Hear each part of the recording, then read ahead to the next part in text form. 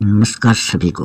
आप सभी का आपके अपने इस YouTube चैनल पर हार्दिक स्वागत है। आज हम आपके सामने हिंदी व्याकरण का जो टॉपिक है शब्द युग्म, उससे संबंधित कुछ महत्वपूर्ण शब्दावली आपके सामने प्रस्तुत कर रहे हैं, शब्द और उनके अर्थ।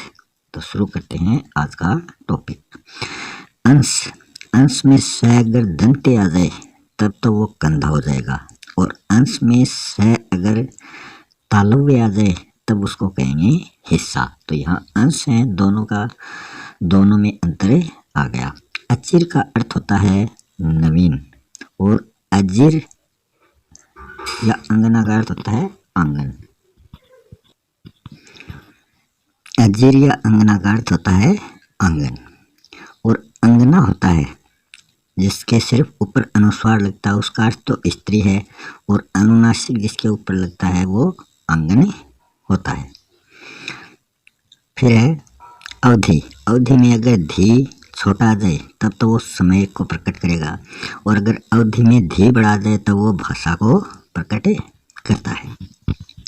अली में ली छोटा आ जाए तब तो वो भौरा को प्रकट करेगा, और अली में ली बढ़ा जाए तो वो सखी को प्रकट करता है, उसका अर्थ हो जाएगा सखी। वृंद का अर्थ होता है समूह, मगर अगर वृंत आ जाए तो उसका अर्थ होगा डंठल।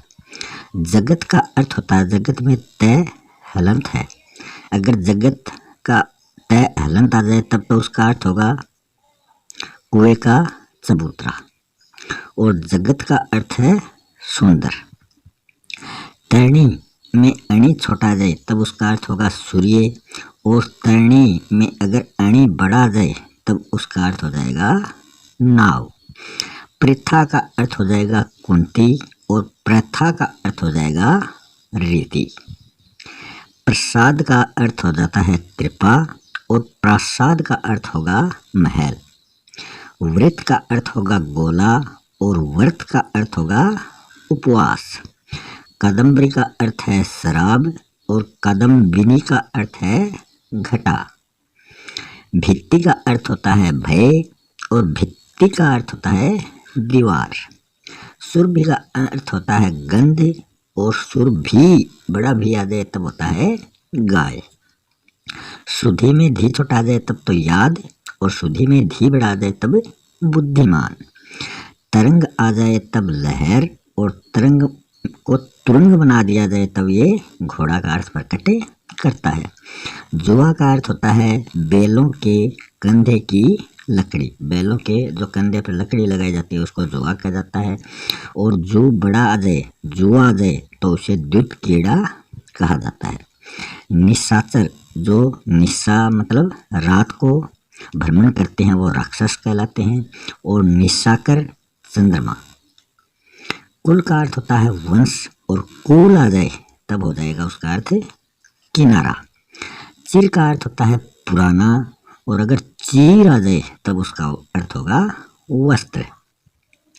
प्रत्युपकार, ये बना है प्रतिधन उपकार से, इसका अर्थ हो जाएगा उपकार के बदले उपकार, कि एक उपकार करेंगे उसके बदले दूसरा उपकार।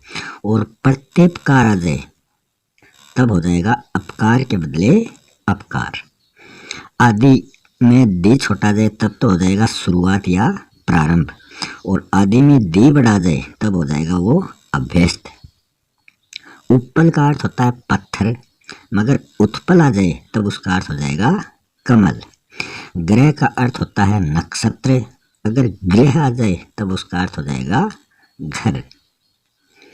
आगे है बलि का, बलि में ली छोटा जाए तब उसका अर्थ हो जाएगा भेंट, और बलि में ली बढ़ा जाए तब उसका अर्थ हो जाएगा बलवान। अश्व का अर्थ होता है घोड़ा, और अश्व में स दंत आ जाए तब उसका अर्थ हो जाएगा पराया। किंचित का अर्थ होता है मूर्ख, और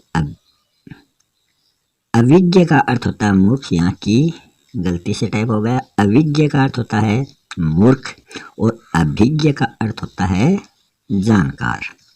अद्य का अर्थ होता है आज, और अद्य का अर्थ होगा पहला। अकूत का अर्थ होता है बिना अंदाज के, और आकूत का अर्थ हो जाएगा अभिप्राय। सर का अर्थ होगा तीर, और सर में से अगर दंत आ जाए तब हो जाएगा तालाब। शोक का अर्थ होता है दुख, और शौक का अर्थ होता है रुचि। औ की मात्रा लगते ये रुचि प्रकट करता है।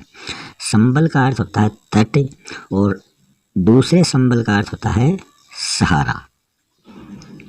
श्रवण का अर्थ होता है सुनना, और इस श्रवण का अर्थ होता है टपकना।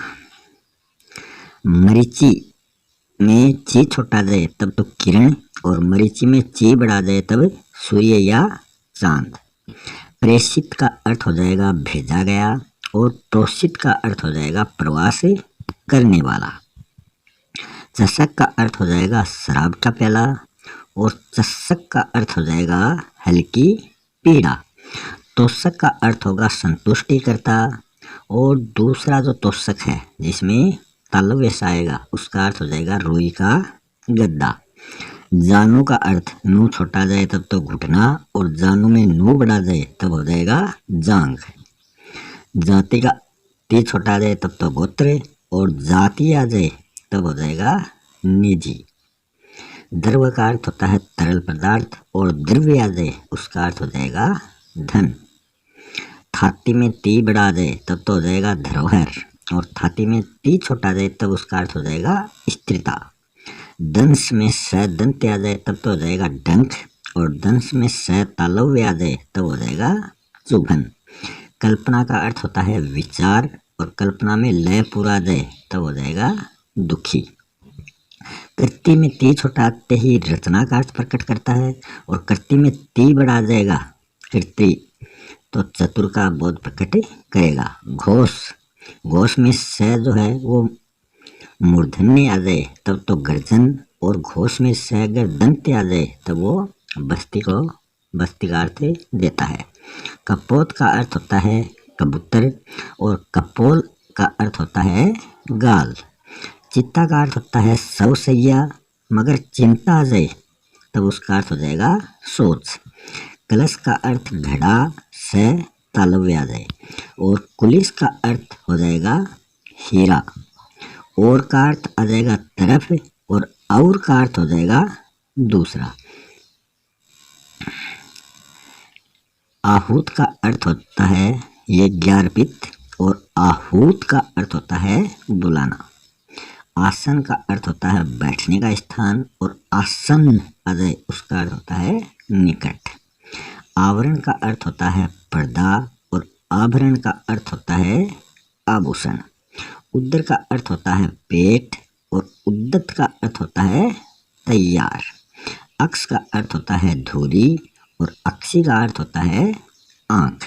तो इस प्रकार आज हमने शब्द युग्म कंप्लीट कर लिए हैं। बाकी के जो शब्द युग्म बच गए हैं वो आपको क्वेश्चन आंसरों के माध्यम से प्रकट किए जाएंगे।